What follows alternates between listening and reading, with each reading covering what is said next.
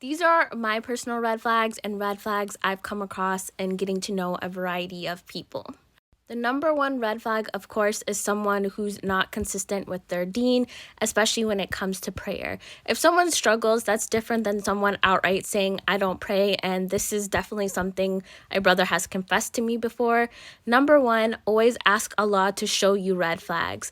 Pray istikhara, because I promise you, when you pray, Allah will show you, even if it comes from this man's own mouth or you find out from a third party, that this person isn't good for you. When someone is dishonest. I remember one time I was talking to a brother and he told me I was the only girl he was talking to. I ended it because of other reasons, but later on find out that a girlfriend messaged me and he had been dating her while we were talking.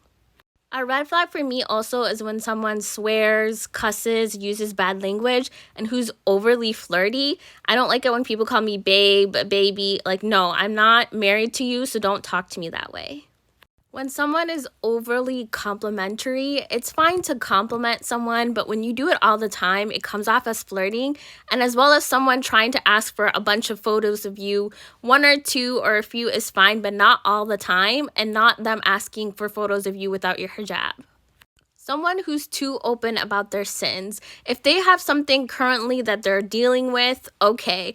But when someone is trying to have like a whole confessional, like, I don't need to know your sins from like 5 or 10 years ago. Your sins are supposed to stay between you and Allah.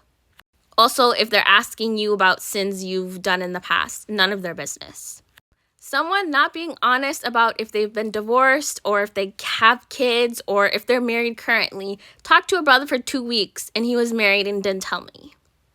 Someone who wants to meet you alone and also is not comfortable with you involving your family, especially your wali or a friend. I've had people who wanted to delay and say, oh, we need to talk more, or oh, I just want to meet you by yourself. No, you should have a third party with you and they shouldn't delay you involving your family if they are serious.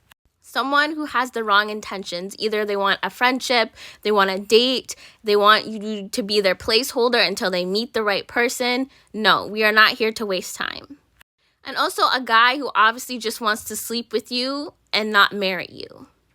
Someone who appears controlling. If they're the type of person that doesn't like you to work and you want to work, they don't want you to be educated and you want to get a college degree, that's going to be a red flag. It is for me. Who's misogynistic and disrespectful in the way that they treat the women in their life and women in general. Someone who believes cooking and cleaning are only women's jobs. When someone is lazy and doesn't want to do more ibadah and more work.